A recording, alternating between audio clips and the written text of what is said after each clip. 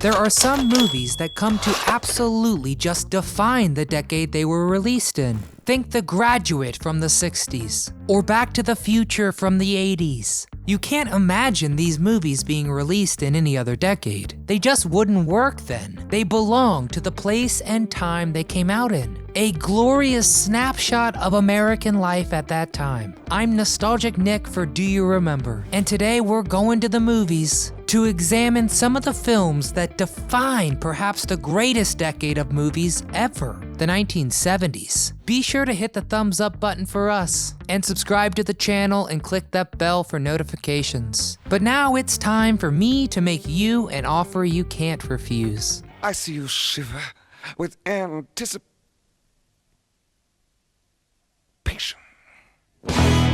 Jaws.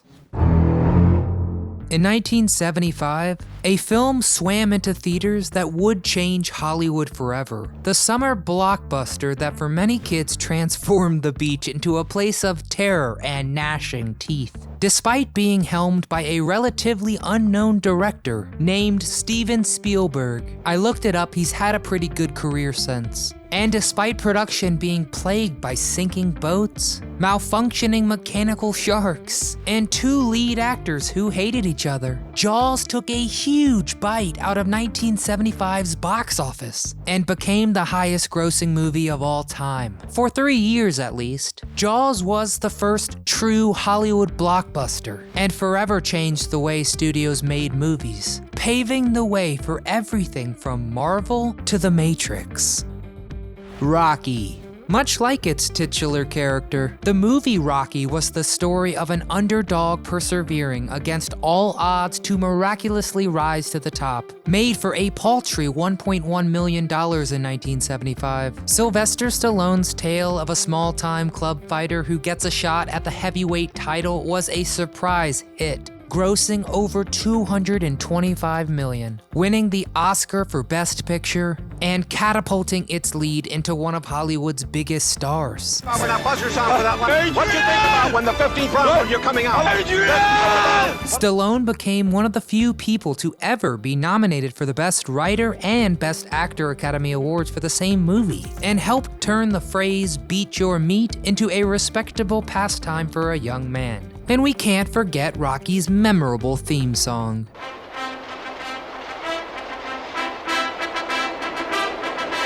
Perfect to hum while sprinting up art museum stairs, or just to have stuck in your head on repeat all day, deep in your mind's eye of the tiger.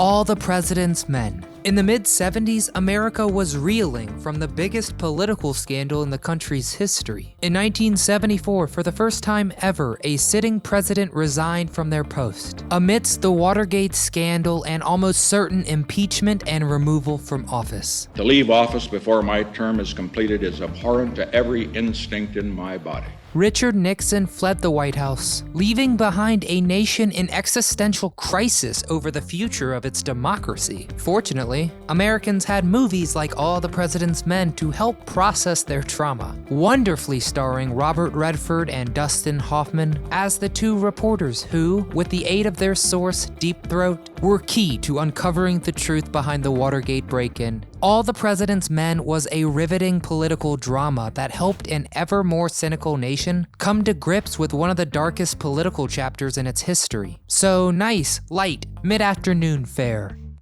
Star Wars. One of the biggest things to ever happen to pop culture. If you haven't seen it, I assume it's because you're a psychopath, or you're lying about having seen it. This movie broke the mold. Space, lightsabers, the ultimate story of good versus evil. Despite a very modest budget, Star Wars was an instant smash hit, grossing over $750 million, which adjusted for inflation makes it the second highest grossing movie of all time. With cutting-edge special effects, perhaps the most recognizable soundtracks of all time, and fantastic performances from its lead actors, Star Wars proved that a science fiction film could be a massively successful mainstream hit. And everything from Alien to Guardians of the Galaxy owes it a massive debt. Saturday Night Fever. You can't talk pop culture in the late 70s without talking about disco. And you can't glide onto the disco floor without mentioning Saturday Night Fever. From its opening scene of John Travolta stylishly strutting down the streets of Brooklyn paint can in hand, Saturday Night Fever perfectly encapsulated the dance craze that was sweeping the nation in 1977. With its perfectly choreographed dance club scenes, massive collars and bell bottoms, and portrayals of pre-AIDS sexual liberation, the movie distilled disco down to its essence. Let's have a good time tonight, because who knows what's going to happen tomorrow. But Saturday Night Fever wasn't just a perfect snapshot of disco. It was also a poignant and heartbreaking portrayal of urban coming of age, a window into the soul of an American family, all set to its timelessly awesome soundtrack anchored by the Bee Gees. And we learned two things: how to stay alive and don't touch the hair. We just washed the hair. Apocalypse Now. The second half of the 1970s saw numerous Vietnam War movies released in the US as the country attempted to process a decade-long conflict that killed over 58,000 Americans and more than 1 million Vietnamese. And none of them captured the horrors, the mind-numbing idiocy of war quite like Apocalypse Now. Francis Ford Coppola's adaptation of the classic novel Heart of Darkness followed the journey of Captain Willard in Central Vietnam, sent on a covert mission to eliminate Colonel Kurtz, a renegade Green Beret who had gone completely mad. The film hops from one surreal scene to the next, from a surfing-obsessed cavalry commander to soldiers on acid watching a nighttime bombardment like it was the 4th of July. Apocalypse Now sucks you in and makes you feel like you too are on a boat, slowly making your way upstream with nothing but the bizarre horrors of war for company. I love the smell of napalm in the morning. The Godfather. Alright, we all knew it was coming. No list of defining 70s movies would be complete without the movie that completely defines the word epic, and is arguably the greatest movie ever made. I'm talking, of course, about Coppola's The Godfather. The film follows a decade in the life of the Corleone family, and its ups and downs in the criminal world, boasting fantastic cinematography, a beautiful score, and what Stanley Kubrick declared to be the best cast of all time. The words sweeping, grand, and monumental don't do the film justice. The Godfather is also one of the first gangster movies to show a crime family from the inside, rather from the point of view of an outraged outsider. Honestly, the film is just about as close to perfection as a movie can get. And if you disagree, you might just wake up with a horse's head in your bed. The Exorcist. From the opening ethereal shots of The Exorcist, with its deeply eerie score and haunting images, an unsettling feeling begins to grow deep inside you. Your heartbeat quickens, and the feeling quickly builds to blind terror as the horror and madness that is The Exorcist unfolds. When it was released in 1972, it changed horror movies forever. Before this tale of the attempted exorcism of a young girl possessed by a demon, horror movies were mainly B-movie schlock. Entertaining, sure, but nothing of artistic merit. And The Exorcist changed all that, making horror mainstream, and proving that you could make a genuinely terrific movie that scared the bejesus out of you. Despite tales of people fainting and throwing up during screenings, audiences came back time and time again to see The Exorcist. In fact, the movie was the highest grossing R-rated movie of all time until 1972, and it's still terrifying. Next time you're home alone, I dare you to get through the whole thing again. No fainting this time.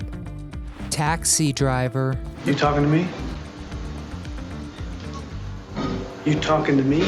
The Vietnam War massively changed the US's perception of itself. Gone were the rosy-hued glasses that had colored many Americans' view of their country, and what was left behind was gritty, slightly dirty, and confusing. And nothing captures this post-war snapshot of American life better than Taxi Driver, Martin Scorsese's masterpiece about a Vietnam vet's slow descent into psychosis on the grimy streets of New York City was an instant classic. The film starred Robert De Niro at the height of his powers as the eponymous Travis Bickle, and introduced the world to a 12-year-old Jodie Foster as child prostitute Iris. The film was not without controversy, however, as its extreme violence and casting of a very young Foster as a sex worker drew backlash from multiple sources. America, and especially New York City in the late 70s, wasn't an Eden, and Taxi Driver captured the dark side of the country beautifully. Okay, lights are up and we're done for now, and I know. Where was the French Connection? Or One Flew Over the Cuckoo's Nest? Surely Network or Annie Hall deserve to be on this list too. And truth be told, there are just way too many movies that do define the 1970s to be included on this list. But now you can add them. So get in the comments and add the best movies of the 1970s that we left off. And if you have to name just one, what film defines the 1970s? I don't know that.